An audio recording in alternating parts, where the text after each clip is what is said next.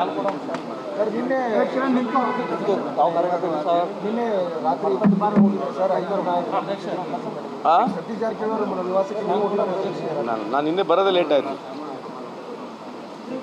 ಇನ್ಕಮಿಂಗು out going incoming ಪಾಲಿಟಿಕ್ಸ್ನಲ್ಲಿ ಜನರ ಮಾರಣ ಹೋಮ ಆಗ್ತಾ ಇದೆ ಅಂತ ಕೆಲವಾದ ನಾರಾಯಣಸ್ವಾಮಿ ಅವರು ಹೇಳ್ತಾ ಇದ್ದಾರೆ. ಅವರಿಗೆ ಗೊತ್ತು ಸರ್.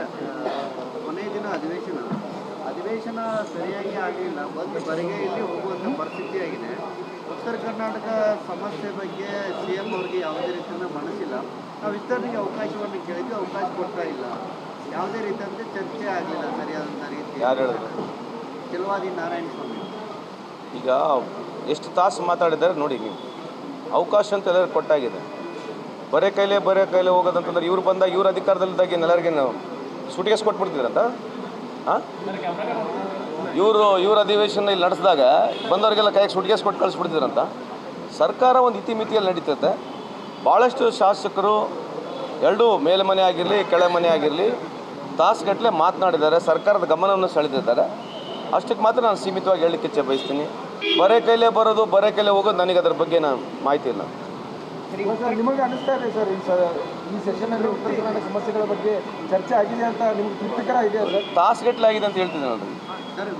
ನಂಬರ್ ಆಫ್ ಅವರ್ಸ್ ಭಾಳ ಜನ ಮಾತನಾಡಿದ್ದಾರೆ. ಉತ್ತರ ಕರ್ನಾಟಕ ಡೆವಲಪ್ಮೆಂಟ್ಗೆ ವಿಶೇಷವಾದಂಥ ಪ್ಯಾಕೇಜ್ ಸಹಿ ಸಂಗ್ರಹ ಕೂಡ ಆಗಿದೆ. ಸಹಿ ಸಂಗ್ರಹ ಆಗಬೇಕು, ಹೋರಾಟ ಆಗಬೇಕು, ಪ್ಯಾಕೇಜ್ ಸಿಗಬೇಕು, ಜಾಸ್ತಿ ದುಡ್ಡು ಬರಬೇಕಂತ ನಮ್ದಕ್ಕೆ ಹೋಗಿದೆ. ಅದಕ್ಕೇನು ತಪ್ಪೇನಿದೆ ಅದಕ್ಕೆ? ದ್ವೇಷ ಭಾಷಣ ಮಸೂದೆಗೆ ಸಾಕಷ್ಟು ವಿರೋಧ. ಅವ್ರ ವಿರೋಧನ ನಾವು ಗೌರವಿಸ್ತೀವಿ. ಆದರೆ ನಮ್ಮದು ಸರ್ಕಾರ ಇದೆ, ಕಾನೂನು ಮಾಡಲಿಕ್ಕೆ ಸರ್ಕಾರಕ್ಕೆ ಅಧಿಕಾರ ಇದೆ. ಕಾನೂನು ಮಾಡ್ತಕ್ಕಂಥದ್ದು ಏನು ತಪ್ಪಿದೆ? ಅಂದರೆ ಇನ್ನು ಯಾರು ಬೇಕಿದ್ದವ್ರು ಹಿಗ್ಗಮುಗ್ಗ ಬೈದ್ಬಿಡ್ಬೋದಾ?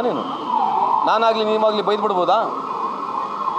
ದ್ವೇಷದವಾಗಿ ಮಾತನಾಡಬಾರ್ದಕ್ಕಂಥದ್ದು ಕಾನೂನಿದೆ. ಅದನ್ನು ಕಾನೂನು ತರ್ತಾ ಇದ್ದೀವಿ. ಅದಕ್ಕೆ ಅವ್ರಿಗೇನು ಪ್ರಾಬ್ಲಮ್ ಏನಿದೆ?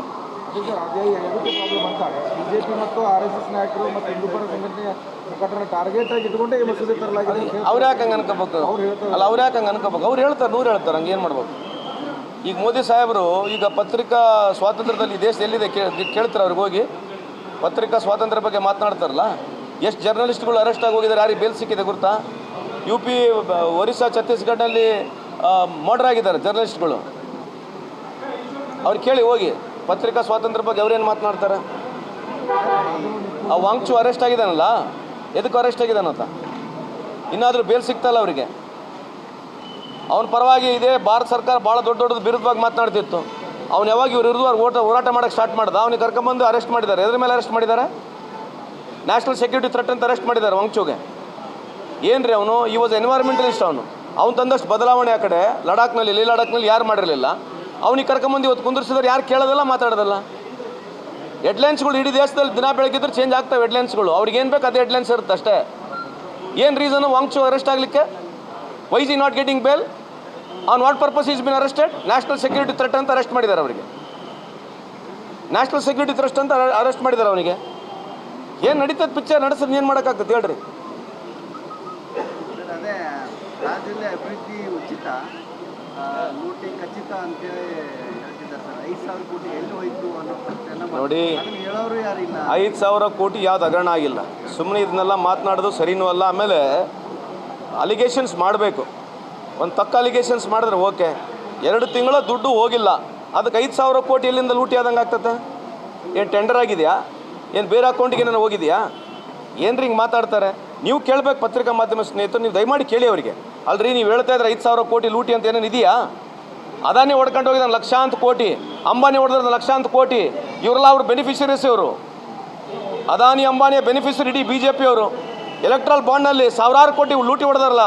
ಇವ್ರಿಗೇನೇನು ಅರ್ಹತೆ ಇದೆ ನಮ್ಮ ಬಗ್ಗೆ ಮಾತನಾಡಲಿಕ್ಕೆ? ಏನಾಗಿದೆ ರೀ? 2 months yes it is been not deposited. 2 months money is been not deposited. Very correctly Lakshmi ಅವ್ರು ಬಂದು ಅಡ್ರೆಸ್ ಮಾಡಿ ಹೇಳೋಗಿದ್ದಾರೆ. ಲೂಟಿ ಮಾಡೋಕ್ಕೇನಿದೆ 5,000 ಕೋಟಿ? 5,000 ಕೋಟಿ ಲೂಟಿ ಮಾಡೋಂಥದ್ದು ಏನಿದೆ ಅಲ್ಲಿ? ಅಲಿಗೇಷನ್ಸ್ ಮಾಡಲಿ, ಬೇಡ ಅಂತಲ್ಲ. ಈ ಥರದ ಅಲಿಗೇಷನ್ಸಾ? ಕಾಂಗ್ರೆಸ್ ಹೈಕಮಾಂಡ್ ATM ಆಗಿದೆ ಅಂತ ನಿಮ್ಮ ಸರ್ಕಾರ ಕಾಂಗ್ರೆಸ್ ಹೈಕಮಾಂಡ್ಗೆ ATM. ಸ್ವಾಮಿ, ನಾವಿರದೇ 3 ರಾಜ್ಯದಲ್ಲಿದ್ದೀವಪ್ಪ. 20 ಜಿಲ್ಲೆಯಲ್ಲಿ ಅವರೇ ಇದ್ದಾರೆ, 20 ರಾಜ್ಯಗಳಲ್ಲಿ ಅವರೇ ಇದ್ದಾರೆ. ಕೇಂದ್ರ ಸರ್ಕಾರ ಅವ್ರದ್ದೇ ಐತೆ. ನೀನು ನೋಡ್ಕೊ, ಸ್ವಲ್ಪ ಓದ್ಕೋ. ಇರಾ ಬರವೆಲ್ಲ ಅವರಿಗೆ ಇದ್ದಾವೆ. ಯಾರು ಒಂದೇ ಮಾತರಂ ಅಂತ ಹೇಳ್ತಾ ಇದ್ದಾರಲ್ಲ, ಎಲ್ಲ ಭೂಮಿಗಳು, ಪೋರ್ಟ್ಗಳು, ಏರ್ಪೋರ್ಟ್ಗಳು ಎಲ್ಲ ಅದಾನಿ ಕೊಟ್ಟು ಕುತ್ಕೊಂಡಾರೆ. ಇಲ್ಲಿ ಬಂದು ಒಂದೇ ಮಾತರಂ ಬಗ್ಗೆ ಹಾಡಾಡ್ತಾರೆ. ಮಾತೃಭೂಮಿ ಅಂತಾರೆ. ಮಾತೃಭೂಮಿನ ಮಾರಿಬಿಟ್ಟಿದ್ದಾರೆ ಅದಾನಿಗೆ, ಅಂಬಾನಿಗೆ. ಈಗ ಇವ್ರ ಕಾಲದಲ್ಲಿ ಕಳೆದ 5 ವರ್ಷದಲ್ಲಿ 2 ಲಕ್ಷ ಸ್ಟಾರ್ಟಪ್ ಕಂಪ್ನಿಗಳು ಮುಚ್ಚೋಗಿದ್ದಾವೆ. 2 ಲಕ್ಷ ಸ್ಟಾರ್ಟಪ್ ಕಂಪ್ನಿಗಳು ಮುಚ್ಚೋಗಿದ್ದಾವೆ. 80,000ಕ್ಕೂ ಹೆಚ್ಚು ಸ್ಮಾಲ್ ಸ್ಕೇಲ್ ಇಂಡಸ್ಟ್ರಿ ಮುಚ್ಚೋಗಿದ್ದಾವೆ. ಇದ್ರ ಬಗ್ಗೆ ಯಾರು ಚರ್ಚೆನೇ ಮಾಡೋಂಗಿಲ್ಲ. ಆಮೇಲೆ ಅಭಿವೃದ್ಧಿ ಬಗ್ಗೆ ದಿನಾ ಬಂದು ಭಾಷಣ ಹೊಡಿತಾರೆ ಇವರೇ. ಮೇಕ್ ಇನ್ ಇಂಡಿಯಾ ಅಂತ ಹೇಳ್ತಿದ್ರು, ಗೊತ್ತಲ್ಲ? ಮೇಕ್ ಇನ್ ಇಂಡಿಯಾ ಅಂತ ಒಂದು ಪಿಕ್ಚರ್ ಬೆಳೀತಲ್ಲ, ಎಲ್ಲೈತೆ ಆ ಪಿಕ್ಚರ್ ಕೇಳ್ತಾರೆ ನೀವೆಲ್ಲನ? ಒಂದು ಸೂಜಿ ಮಾಡಿದ್ರೆ ಕೇಳ್ರಿ ಮೇಕ್ ಇನ್ ಇಂಡಿಯಾದಲ್ಲಿ. ಇವರು ಮೇಕ್ ಇನ್ ಇಂಡಿಯಾದಲ್ಲಿ ಮೇಡ್ ಇನ್ ಇಂಡಿಯಾದಲ್ಲಿ ಭಾಳ ವ್ಯತ್ಯಾಸ ಇದೆ. ಹೊರಗಿನಿಂದ ತಂದು ಸಾಮಾನಿಲ್ಲ ಅಸೆಂಬಲ್ ಮಾಡಿದ್ರೆ ಅದು ಮೇಕ್ ಇನ್ ಇಂಡಿಯಾ ಆಗೋದಿಲ್ಲ. ನಾವು ನಮ್ಮ ದೇಶದಲ್ಲಿ ಮಾಡಿರ್ತಕ್ಕಂಥ ಮೇಕ್ ಇನ್ ಇಂಡಿಯಾ ಸಾಮಾನು ಹೊರಗಡೆ ಮಾರಿದರೆ ಅದಕ್ಕೆ ಮೇಕ್ ಇನ್ ಇಂಡಿಯಾ ಆಗುತ್ತೆ. ಅಥವಾ ನಮ್ಮ ಡೊಮೆಸ್ಟಿಕ್ ನಾವು ಮಾರ್ಕೊಂಡ್ರೆ ಅದಕ್ಕೆ ಮೇಕ್ ಇನ್ ಇಂಡಿಯಾ ಆಗುತ್ತೆ. ಹೊರಗಿಂದ ಸಾಮಾನು ತಂದಿರೋದು ಅಸೆಂಬಲ್ ಮಾಡೋದು ಅದಕ್ಕೆ ಮೇಕ್ ಇನ್ ಇಂಡಿಯಾ ಆಗೋದಿಲ್ಲ. ಅದು ಅಸೆಂಬಲ್ಡ್ ಇನ್ ಇಂಡಿಯಾ ಆಗುತ್ತೆ. ಅದು ಇತ್ತಂತ ಗೋಡೆಗಳಿಗೆ ಸುಣ್ಣ ಬಣ್ಣ ಮಾಡೋ ಕೆಲಸ ಮಾಡ್ತಿದ್ದಾರೆ. ನಿನಗೆ ಗುರುತಲ್ಲಪ್ಪ, ನನಗಿನ್ನ ಚೆನ್ನಾಗಿ. ನಿನಗೆ ಗುರುತಿಲ್ಲ, ನನಗಿನ್ನ ಚೆನ್ನಾಗಿ ಮಾಹಿತಿ ನಿನಗೆ ಇದೆ. Thank you.